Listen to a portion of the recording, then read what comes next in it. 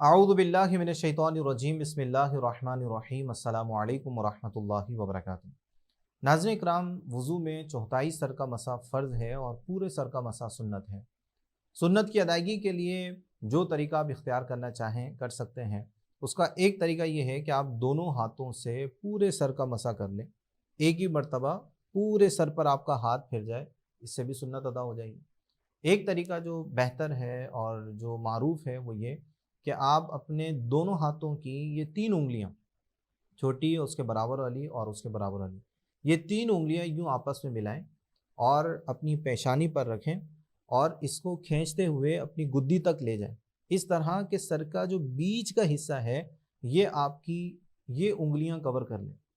जब आप इस तरह सर पर हाथ रखकर पीछे तक ले जाएँगे, तो सर का जो बीच का हिस्सा है, ये कवर हो जाएगा। जब आप गुद्दी तक इसको ले जाएं तो फिर वापस अपनी हथेली को साइड में लगाते हुए यूँ लेकर आएँ, तो आपके हाथ की जो अंदरूनी हिस्सा है, इसका जो पेट है, इससे पूरे सर का मसा हो जाएगा। उसके बाद फिर कानों का मसा है और कानों के पीछे का मसा है। तो आपकी जो शहादत वाली उंगली है, तो इन दोनों उंगलियों से आप अपने कानों के अतराफ में उसके इर्द गिर्द हाथ को फेरें और छोटी उंगली से कानों के सुराख का मसा करें और जो अंगूठे का पेड़ है इससे कान के पीछे का मसा करें।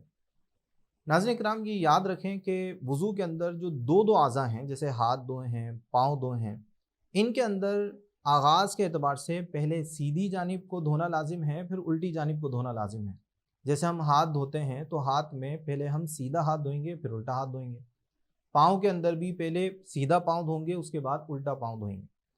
इसके अलावा सीधा गाल है और उल्टा गाल है। जब आप चेहरे पर पानी डालेंगे तो ऐसा नहीं है कि आप पहले सीधे गाल पे पानी डालें और फिर उल्टे गाल पे पानी डालें, बल्कि इसमें मुस्तहब ये है कि दोनों को एक साथ ही कर लें। इसी तरह कान भी दो हैं, सीधा कान और उल्टा कान। तो इसमें ऐसा नहीं है कि पहले आप सीधा कान का मसा करेंगे फिर उल्टे कान का मसा करेंगे।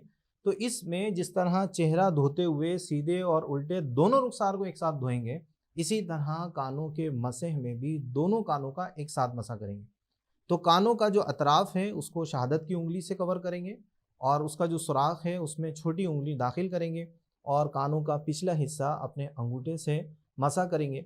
अब रही गुद्दी, तो इसमें जहन में रखें ये जो गला है इसका मसा करना मकरूह है, बकिया जो गुद्दी है इसका मसा करना सुन्नत और मुस्तहब है। अब इसके दो तरीके हो सकते हैं। एक ये कि आप अपने जो हाथ का पिछला हिस्सा है इसको यूं रखकर आगे की तरफ लेकर आएं, या यहाँ रखकर कान के नीचे की तरफ रखकर उसको पीछे की तरफ ले जाएं। दोनों से आपकी सुन्नत और मुस्तहब पर अमल हो जाएगा। लेकिन अगर आप पीछे से आगे की तरफ लेकर आते हैं तो इसमें ये ख्याल रखना होगा कि गले का मसा ना हो, क्योंकि गले का मसा मकरूह है।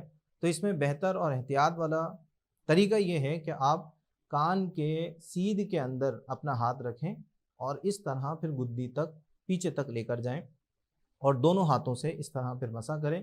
तो इंशाल्लाह इससे फ़र्ज़ भी अदा हो जाएगा और सुन्नत भी अदा हो जाएगी। दुआ में याद रखें। अस्सलामु अलैकुम व रहमतुल्लाहि व बरकातहू।